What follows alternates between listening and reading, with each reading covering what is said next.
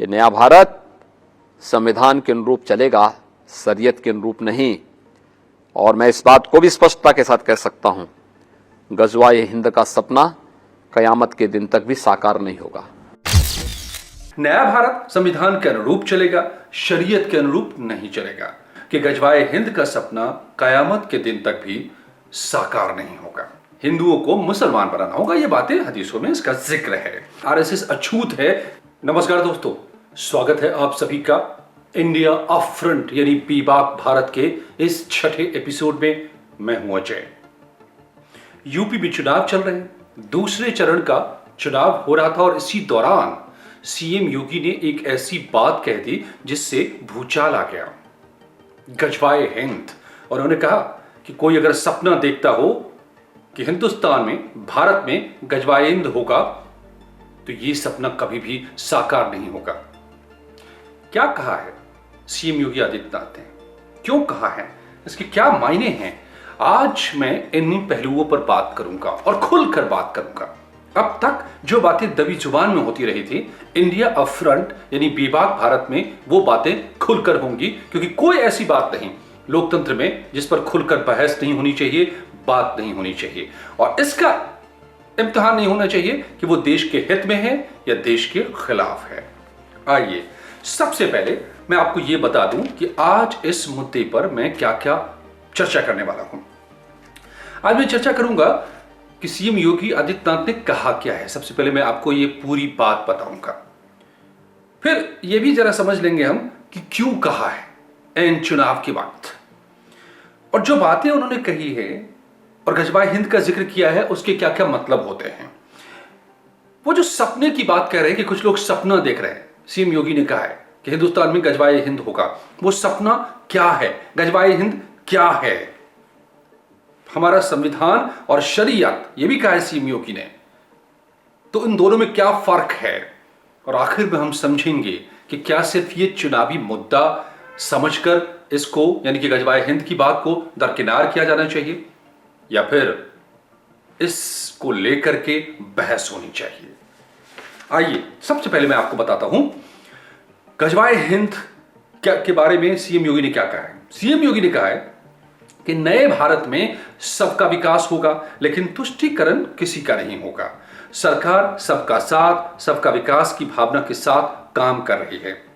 नया भारत संविधान के अनुरूप चलेगा, शरीयत के अनुरूप नहीं चलेगा।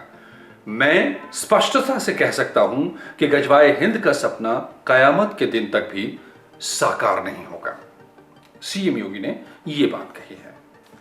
आइए सबसे पहले हम समझते हैं कि गजवाए हिंद आखिर है क्या। हदीसों में इसका जिक्र किया गया है, कुरान में जिक्र नहीं है, हदीसों में जिक्र किया गया है गजवाए हिंद का। और उसके पहले यह समझना होगा कि हदीसों में इस बात का जिक्र है कि दारुल इस्लाम और दारुल हर्ब दो तरह के मुल्क या दो तरह की जगह हैं दुनिया में। दारुल इस्लाम वो है जहां पर सिर्फ मुस्लिम संप्रदाय के लोग रहते हों और शासन भी मुसलमानों का ही हो, तो फिर वहां कोई समस्या नहीं है। लेकिन दारुल हर्ब दूसरा वो इलाका है इस धरती पर जहां पर हिंदू और मुसलमान या फिर मुसलमान के अलावा गैर मुस्लिम भी हैं और रूल करते हैं गैर मुस्लिम, तो वो दारुल हर्ब है।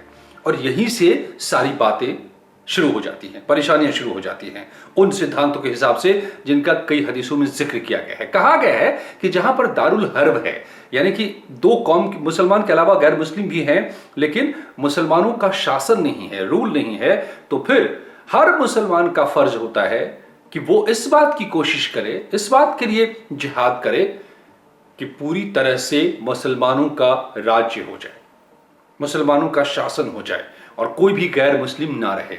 दारुल हर्ब को दारुल इस्लाम में कन्वर्ट किया जाए, बनाया जाए। अब यह सिद्धांत यूं ही नहीं, हवा में नहीं है, बाकायदा कई हदीसों में इसका जिक्र किया गया है। आपको मैं बताऊं कि अब कहां से है, हदीसों में क्या क्या बातें कही गई हैं। एक में कहा गया है कि एक लश्कर हिंद से जंग के लिए निकलेगा और हिंद के बादशाह को जंजीरों से जकड़ कर लाएगा, और फिर बड़ी बातें की गई है उसमें कई सारे। ये भी कहा गया है खुरासान, जो अफगानिस्तान और पाकिस्तान के बीच का एक इलाका है, इसके नाम पर आतंकी संगठन भी है जो इस वक्त सक्रिय है तालिबान में। तालिबान पर फतह करने में खुरासान का भी हाथ रहा है।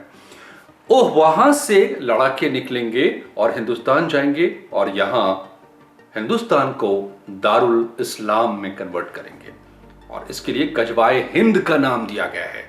और इन जगहों में, इन जितनी का मैं जिक्र कर रहा हूं, सबको इस फिनोमिना को कि हिंदुस्तान में जहां हिंदू और मुसलमान हैं लेकिन रूल अगर हिंदुओं का है, बहुतायत में वो है, तो उसको दारुल हर्ब हो गया, तो दारुल इस्लाम में कन्वर्ट करना होगा और उसके लिए हिंदुओं को मुसलमान बनाना होगा। ये बातें हदीसों में इसका जिक्र है। अब ये कौन कौन सी हदीस है मैं आपको ये भी बता देता हूं। मैं रिसर्च करके लाया हूं और जो जानकारियां मैं जुटा पाया हूं, 5 तरह की ऐसी हदीसें हैं जिनमें इनका जिक्र है। एक हजरत सहबान से रिवायत हुई है, हजरत अबू हुरैरा से 3 ऐसी हदीसें रिवायत हुई हैं और कुअब से 1 हदीसें रिवायत हुई हैं। मैं इनको लिख कर लाया हूं ताकि सही सही जानकारी मैं आप तक पहुंचा सकूं। हालांकि कई हदीस विशेषज्ञों ने यह भी कहा है कि ये जो हदीस है वो काबिले यकीन नहीं है, इन पर भरोसा नहीं करना चाहिए। लेकिन सच ये है कि इन्हीं हदीस में दर्ज ये कंसेप्ट गजवाए हिंद यानी हिंदुस्तान में इस्लाम को फैलाना, इस्लाम का रूल कायम करना, इसको लेकर बड़ी सारी जंगें हो रही हैं। कहां कहां क्या जंगें हो रही है हकीकत में, आज भी गजवाए हिंद का कौन कौन सपना देख रहे हैं और उसको कैसे कैसे अमली जामा पहनाने में लगे हुए हैं, इसको भी समझना बहुत जरूरी है। जिहाद, यहां पर एक टर्म जो आप सुनते होंगे कई बार, उसका भी मतलब समझ लीजिए। जिहाद का मतलब होता है कि जब आप इस्लाम को तब तक न फैला दें जब तक कि पूरी दुनिया में इस्लाम कायम हो जाए, इस्लाम का रूल कायम हो जाए, इस्लाम का रिलीजन कायम हो जाए, तो उस जंग को जिहाद कहते हैं।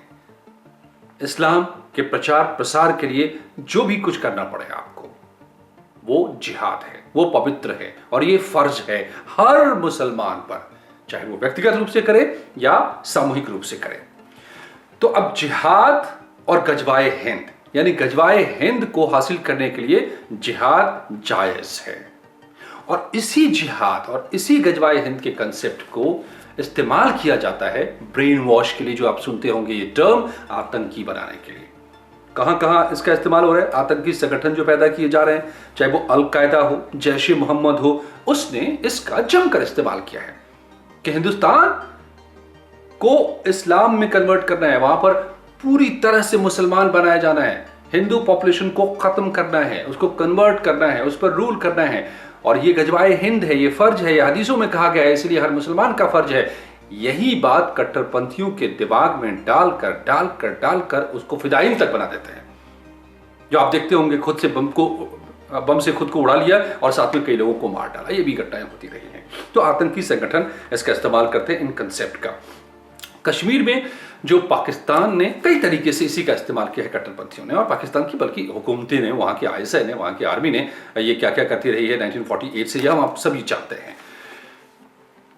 तो वहाँ के पाकिस्तान में चाहे वो आतंकी बनाकर भेजते हो पाकिस्तानी, तो उनके दिमाग में यही भरते हैं, तभी वो आतंकी बनाते हैं। चाहे वो कश्मीर के भीतर के स्थानियों को भी बरगलाते हों, और देश के भीतर भी कई ऐसे हैं लोग जो इन झांसी में आते हैं, आस्तीन का सांप बन बैठते हैं, ब्रेन वॉश करके फिर उन्हें आतंकी बनाया जाता है, क्योंकि उनके लिए तो सबसे बड़ा फर्ज है, क्योंकि हदीस में है, यह हुक्म है कि ये जो दारुल हर्ब है हिंदुस्तान, उसको दारुल इस्लाम में कन्वर्ट करना उनका फर्ज है और यह गजवाए हिंद का लक्ष्य है।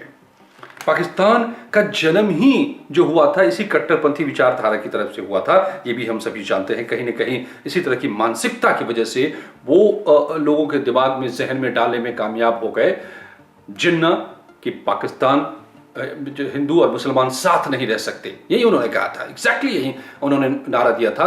और फिर डायरेक्ट एक्शन और नफरत और मुसलमानों को लामबंद करके एक ऐसा दंगा, फसाद और हालात पैदा किए कि देश का बंटवारा हो गया। तो ये सारे कंसेप्ट भी का इस्तेमाल वहां पर हुआ। अब मसूद अजहर जैसे लोग पाकिस्तान का जो के भीतर में कट्टरपंथियों को बरगलाते रहे हैं। मसूद अजहर कई अपने भाषणों में ये बोलता रहा था, गजवाए हिंद का जिक्र करता रहा था। तो गजवाए हिंद का इस्तेमाल कहाँ कहाँ, अल-कायदा की में उज्बेक शाखा है, वहां पर बाकायदा गजवाए हिंद नाम से पत्रिका निकलती है और उसने तो इल्ज़ाम लगाया है कि पाकिस्तान क्योंकि पूरी तरह से इसको नहीं अमल में ला पा रहा है, क्योंकि वहां पर शरिया का शासन नहीं है, तो ये काम वहां से यानी कि उज्बेकिस्तान से शुरू होगा और फिर हिंदुस्तान में गजवाए हिंद किया जाएगा, यानी हिंदुस्तान जो कि दारुल हर्ब है उसको दारुल इस्लाम में कन्वर्ट किया जाएगा। ये तो मैंने आपको कुछ हदीसों के हवाले से और जो प्रैक्टिकली इसका इस्तेमाल करके किस तरह की नफरत आतंक को पैदा किया जाता है मैंने आपको ये बता दिया। अब इसके बाद सवाल उठता है कि क्या ये गजवाए हिंद और जिहाद इसको मिलाकर आतंकवाद, पाकिस्तानी साजिशें, जिसमें कई हिंदुस्तान के भीतर के आतीन के शामिल रहते हैं और जो माहौल पिछले 20-30 सालों से, 40 सालों से या बल्कि आज़ादी के बाद से या आज़ादी के पहले से भी हम देख रहे हैं, क्या वो एक सच नहीं है? और इससे ये फिर सवाल आता है कि क्या सिर्फ गजवाए हिंद अगर चुनाव के वक्त सीएम योगी इसका जिक्र कर देते हैं तो क्या वो सिर्फ चुनावी मुद्दा कहकर, वोट लेने की तरकीब कहकर इसको दरकिनार किया जा सकता है? इन सारी सच्चाइयों के सामने होने के बावजूद मेरा मुद्दा ये है, हो सकता है कि कोई चुनाव में फायदा उठाने के लिए कह रहा हो, लेकिन क्या अगर इतना बड़ा खतरा, इतनी बड़ी मुसीबतें, ये कंसेप्ट कुछ लोगों के जहन में जो है और इसका इस्तेमाल करके हिंदुस्तान के खिलाफ, हिंदुस्तान के राष्ट्रीय सुरक्षा के खिलाफ अगर साजिशें बुनी जाती हैं और बार बार हिंदुस्तान को लहूलुहान किया जाता है, चाहे वो आतंकी वारदातें हों, चाहे हिंदुस्तान पर हमला हो, चाहे वो तमाम वो साजिशें हों जो यहाँ से पाकिस्तान, अफगानिस्तान और उसके भी आगे बहुत दूर दूर तक और उसके लिए फंडिंग तक होती है, वो सारी बुनी जा रही हों, तो क्या एक मुद्दा नहीं है? मगर दिक्कत क्या है दोस्तों, आप जानते हैं अक्सर हमारे देश में इन मुद्दों पर बात नहीं की जाती है खुलकर। ये कहा जाता है कि ये तो कम्युनल बातें हैं। बड़े अजीब सी बातें नहीं है। हमें हिजाब पहनकर ही कॉलेज में जाना है, ये कम्युनल नहीं है। इसके लिए वही लोग खड़े होते हैं कि नहीं तो ये तो हक है। लेकिन जब आप ये कहते हैं कि भैया गजवाए हिंद की बात जो लोग करते हैं और उस पर, उसके खिलाफ आप बात करिए, उसके खिलाफ इन साक्ष्यों को, सबूतों को रखिए और उसको मुद्दा बनाइए, तो ये कम्युनल हो जाता है। कितना बड़ा पाखंड है, कितनी बड़ी हिपोक्रेसी चल रही है इस मुल्क में। और इसलिए बेबाक भारत, इंडिया अपफ्रंट ने अपने नाम में अगर बेबाक भारत शामिल किया है तो इसका मकसद यही है कि ऐसे वो तमाम मुद्दे जो सीधे सीधे हमसे, आपसे, हमारे इस देश से ताल्लुक रखते हैं, इसकी सुरक्षा से ताल्लुक रखते हैं, इसकी मजबूती से ताल्लुक रखते हैं, उस पर खुलकर बात होनी चाहिए। मैं ये कतई नहीं कहता कि सारे मुसलमान ऐसा ही सोचते हैं, गजवाए हिंद की बात करते हैं, लेकिन है ना एक बड़ा तबका खून बहा रहा है ना, इसी मकसद से आतंकवाद को पैदा करके हमेशा ब्लीड इंडिया इस मुहिम पर पाकिस्तान काम कर रहा है ना दशकों से। हिंदुस्तान के भीतर बहुत लोगों को वो ये बात समझाने में, उसके दिमाग में गजवाए हिंद डालने में कामयाब हो रहे हैं ना, वो ताकतें हो रही है ना, और उसमें मिल जाते हैं यहां के सो कॉल्ड अपने आप को इंटेलेक्चुअल करने वाले लोग, कुछ खास विचारधारा के, जिसको कई लोग वामपंथी कहते हैं, कई लोग टुकड़े टुकड़े गैंग कहते हैं। मैं कोई नहीं नाम देता, लेकिन ये जरूर मैं सवाल उठाता हूं कि वो लोग ये कह के कि अगर आप बात करते हैं हिजाब की, अगर आप बात करते हैं 3 तलाक की, अगर आप बात करते हैं गजवाए हिंद की, तो इसका मतलब आप पाप कर रहे हैं बौद्धिक रूप से। यह आतंक फैलाया जाता है, बौद्धिक आतंक। कहा जाता है कि आप कम्युनल हो गए। तो फिर मैं मानता हूं और ये बात समझ लीजिए कि ये जो कंसेप्ट है ना बौद्धिक तौर पर इसको पाप बताने की, ये आज से नहीं है, आजादी के वक्त से है। कांग्रेस और आरएसएस के बीच के इस पूरी नैरेटिव को इसी तरह से रखा गया कि आरएसएस अछूत है क्योंकि वो ऐसी बातें करते हैं, बेशक भारतीय संस्कृति को बचाने के नाम पर, राष्ट्र को सबसे प्रथम रखने के नाम पर, जो दरअसल कम्युनल हो जाती हैं वो बातें। तो आज भी इस नैरेटिव को आगे बढ़ाया जाता है। पंजाब में जाकर प्रियंका गांधी इसलिए कहती हैं कि आम आदमी पार्टी तो आरएसएस की पैदाइश है, क्योंकि आरएसएस को अछूत बताने की परंपरा कांग्रेस ने उसी जमाने से शुरू कर दी थी और इसी को आज भी आगे बढ़ाने की कोशिश कर रही है। अब यह तय करना आपका काम है कि दरअसल आरएसएस अछूत है कि नहीं है, उसके क्या सिद्धांत है, पढ़िए, समझिए और तय कीजिए। लेकिन मेरा मकसद देश से है। मेरा मतलब मेरा सवाल यह है कि अगर आप बुर्के पर सवाल नहीं उठा सकते, आप अगर 3 तलाक पर सवाल नहीं उठा सकते, आप अगर गजवाए हिंद पर सवाल नहीं उठा सकते, आप अगर जिहाद पर सवाल नहीं उठा सकते और इनको मुद्दा नहीं बना सकते, तो फिर इस मुल्क के साथ जो पिछले 1000 साल से हुआ है ना, वो गलत नहीं हुआ है। और आगे भी अगर ऐसा होगा, जिसकी पूरी कोशिशें जारी हैं, बड़ी ताकतें लगी हुई है, तो कोई बड़ी बात नहीं होगी।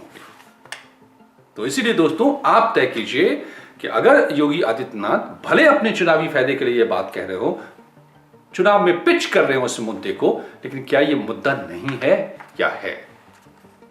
फैसला आपका। धन्यवाद दोस्तों। आप इस चैनल को लाइक कीजिए, सब्सक्राइब कीजिए, पहुंचाइए और लोगों तक, ताकि ये मुहिम मेरी आगे बढ़ सके। शुक्रिया।